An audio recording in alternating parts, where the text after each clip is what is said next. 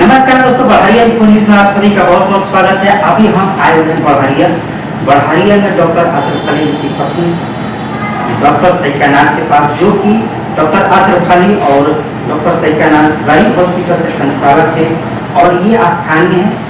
और उन्होंने क्यों डॉक्टरी के साथ साथ राजनीतिक क्षेत्र में क्यों कदम रखा, राजनीतिक क्षेत्र में इनका क्या नजरिया है, आम जनता इनसे क्या उम्मीद लगा कर बैठी है, तमाम पहलुओं पर बात करने के साथ साथ कुछ सवाल भी करेंगे। तो सबसे पहले आपका बहुत बहुत स्वागत है। आपका बहुत बहुत धन्यवाद है। आपके जरिए जितने लोग मुझे सुन रहे हैं, मैं सबको सादर प्रणाम नमस्कार और सलाम करती हूँ। आप अपने बारे में हमारे दर्शकों को बताएं। मैं बढ़िया से हूँ, डॉक्टर अशरफ अली की पत्नी डॉक्टर सैकानाज, जो कि ये पेशे से डॉक्टर भी हैं। आप बढ़ारिया की जनता की मुख्य समस्याएं क्या क्या है, कुछ बताएं। बढ़ारिया की बहुत सारी समस्याएं हैं और वैसे देखा जाए मुख्य तो सबसे पहले कि यहाँ की शिक्षा व्यवस्था को ठीक किया जाए। दूसरा, स्वास्थ्य व्यवस्था जो है कि हॉस्पिटल की फैसिलिटी वगैरह सब चीज़ को ठीक किया जाए। सड़क का जो जहाँ परेशानी हो रहा है, ट्रैफिक की परेशानी हो रही है, वहाँ चौड़ीकरण का भी नाला का भी जहाँ तक की समस्या है उसको भी खत्म किया जाए और साथ ही साथ किसानों के लिए भी बेहतर करने की कोशिश करें। अभी 10-15 वर्षों में बढ़ारिया में क्या विकास के कार्य हुए? 10-15 वर्षों में तो हम जब से हैं तब से तो हम कहीं विकास का कार्य कहीं दिख नहीं रहा है। अगर विकास हुआ रहता तो बदलाव नहीं हुआ रहता, बदलने के बाद भी लोगों ने कहीं विकास का कहीं चिंता तक नहीं होता। क्या अभी बढ़ारिया में स्थानीय प्रत्याशी प्रभावशाली एवं सक्षम बाहरी प्रत्याशी को हमारे बढ़िया ने अपने परिवार का सदस्य बना करके देखा, लेकिन हम सब ने मिल करके ये देखा कि बाहरी को हम लोग कितना भी अपना बना करके रखें, अपने घर में रखें, लेकिन वो उड़ने वाला पंछी है, वो घर में नहीं रह सकता है, वो नहीं कहीं।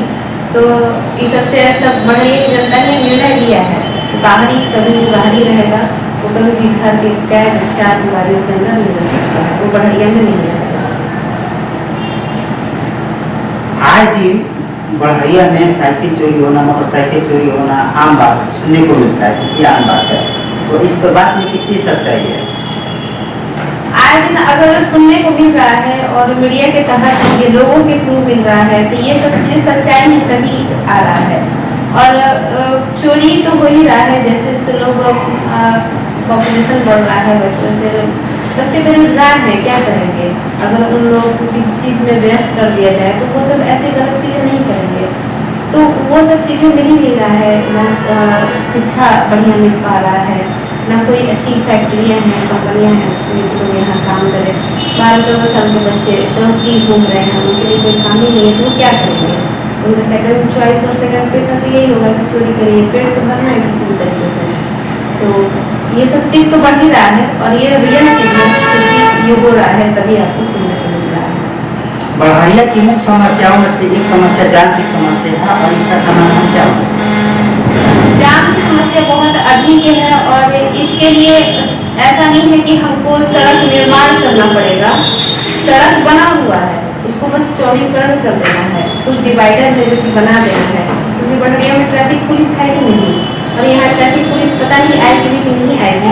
इसके लिए खुद लोगों का अपना जो होता है समझदारी होता है वो होना चाहिए, लेकिन समझदारी होने के बाद से भी सड़क भी तो वैसा होना चाहिए। अब 4 तरह से यहाँ पर जामू चौक पे चारों तरफ से सड़क है, तो चारों तरफ से तो गाड़ियाँ आ रही हैं, जा रही हैं, तो वहाँ पर एक ग्लम्बर जैसा बना दिया जाता है, जो कि जिस साइड की गाड़ियाँ हैं उस साइड से आसानी पूर्वक अपना निकल जाए।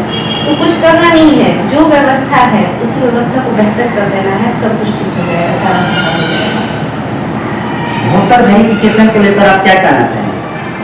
वोटर वेरिफिकेशन से जो लोग कमाने खाने वाले हैं उनका भी रोजी रोटी 10 दिनों के लिए छीन लिया गया है, क्योंकि लोग अपना कमाई धमाई छोड़ करके और जा करके कागज पत्र का काम करवा रहे हैं, उसके साथ साथ परेशानी भी हो रही है, पैसा भी कहीं लग रहा है। तो ये सब चीज़ों से परेशानी हो रही है और हमको नहीं लग रहा है कि बहुत ही इम्पोर्टेंट है वोटर ID का वेरिफिकेशन, क्योंकि चुनाव आज से नहीं कई हो रहा है और उसमें जब सब कुछ बेहतर रहा है, उसी वोटर आईडी को वोट देने से आज प्रधानमंत्री हमारे बने हुए हैं, उसके बावजूद भी आज वोटर वेरिफिकेशन का बात हो रहा है। तो ये नहीं होना चाहिए था, ये जरूरी नहीं है, लेकिन फिर भी इसको किया जा रहा है। तो देखिए इससे क्या हम लोगों को बेनिफिट होता है। अनेक घरों में पहले 100 वाट का, 110 वाट का, 120 वाट का बल्ब जलता था, तो कम बिजली बिल आता था। अभी अनेक घरों में CFL बल्ब, LED बल्ब जलाया जाता है, तो ज़्यादा बिल आता है। तो इसका क्या कारण हो सकता है? बिजली विभाग की मनमानी या कोई अन्य कारण? जिसमें ये तो जो पहले आप बिल का बात कर रहे हैं, ये बिल तो आप स्मार्ट मीटर जहाँ लग गया है, मैक्सिमम घरों में लग गया स्मार्ट मीटर, और उसके साथ साथ जिसके पास है वही, जिसके पास पैसा है मतलब वही इस बिजली का फायदा उठा सकता है, और जिसके पास पैसा नहीं है वो नहीं उठाएगा ये फायदा। क्योंकि अब स्मार्ट मीटर लग जाने का ये नियम है कि आप उसमें पैसा भरिएगा तब आपके यहाँ बिजली आएगा। और अगर आपका पैसा 12 बजे रात को गर्मी के सीजन में अगर आपके यहाँ कोई बीमार है, आपके यहाँ मैयत पड़ा हुआ है, या फिर आपके यहाँ शादी विवाह है, कुछ भी है, अगर आपके पास पैसा नहीं है, आप नहीं जमा करते हैं, तो आपके यहाँ बिजली नहीं आएगा। तो आप स्मार्ट मीटर का समर्थन करते हैं या फिर विरोध? मैं विरोध करती हूँ। और स्मार्ट मीटर जब स्टार्टिंग में ही आया था तो पूरे बिहार में मिलकर के विरोध किया था, और हम लोगों ने स्ट्राइक भी किया था। तो इससे तो नुकसान, स्मार्ट मीटर से नुकसान तो गरीबों का ही हो रहा है ना, जिसके पास पैसा है और अनथा पैसा है, वो लोग तो 24 आवर AC चला करके और अपना लाइट बिजली बत्ती चला करके रह जाएंगे। लेकिन वो जो गरीब जो दिन भर मेहनत मजदूरी कर रहा है और रात को भी चैन की नींद अगर नहीं सो रहा है, तो सरकार उसके लिए क्या कर रही है? कुछ नहीं कर रही है। बिहार में शराबबंदी कितना प्रतिशत सफल या असफल है?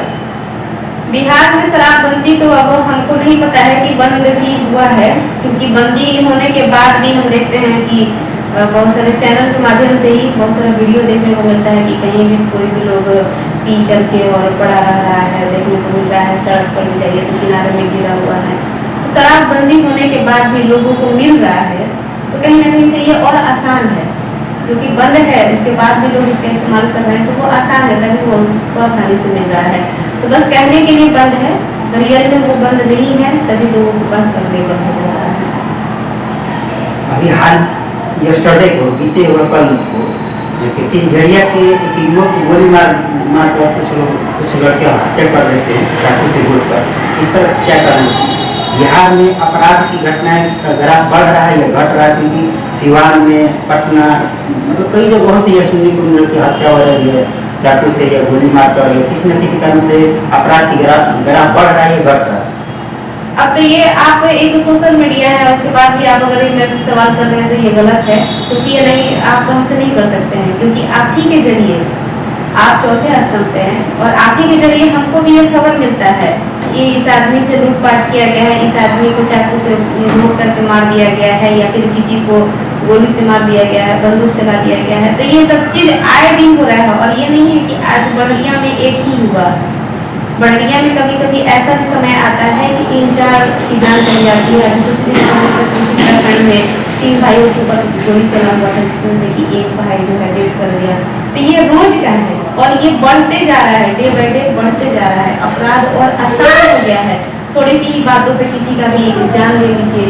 अगर किसी से कर्ज नहीं है, मतलब मामूली सी बातों पे अगर आपको कोई बात नहीं मानता है तो उसको जान ले लीजिए। जान की कोई कीमत नहीं है आज के समय में, क्योंकि अपराध बहुत आसान हो गया है, तुरंत मार देना है और हर एक चीज़ सबके पास अवेलेबल है। चाकू है, चाकू से मार दीजिए। अगर कोई पावरफुल पर्सन है तो वो जान से मार देगा, गलत बात में मार देगा।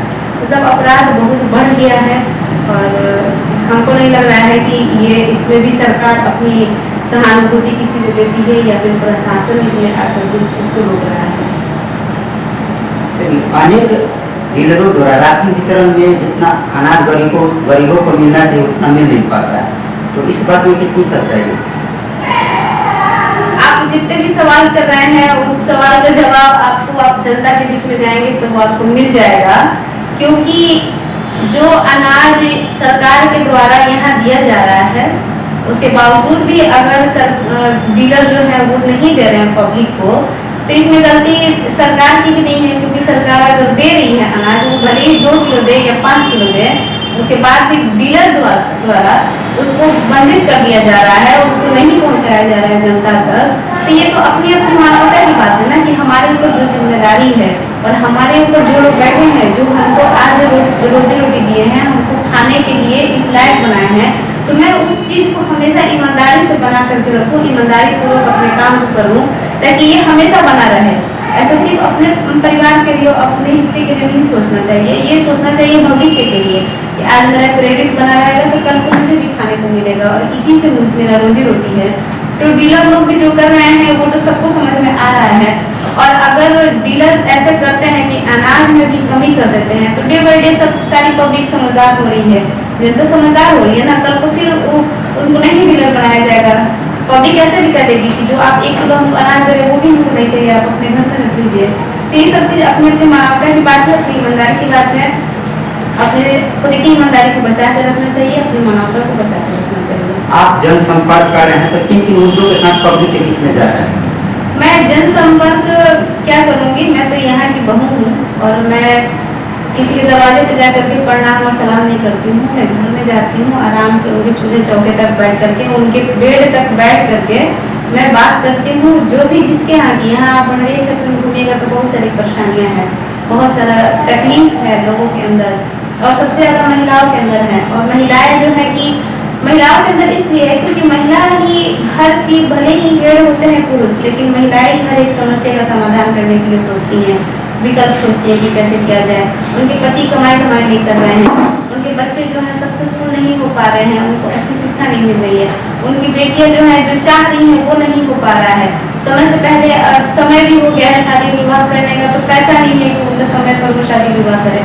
बहुत सारी समस्या है। ये सब समस्या सिर्फ इसलिए है क्योंकि बढ़िया गरीब है, और गरीबी की वजह से कोई चीज़ यहाँ पर है ही नहीं, कोई भी व्यवस्था सही नहीं है, जिसकी वजह से कि लोग 2-4 रुपये भी अधिक कमाएं, या फिर परिवार में अगर पैसे 2 रुपये ही जा रहा है तो उसमें से भी बचत हो, ऐसी कोई व्यवस्था नहीं है यहाँ पे। चलिए, आपने अपना कीमती समय दिया, इसके लिए बहुत बहुत धन्यवाद।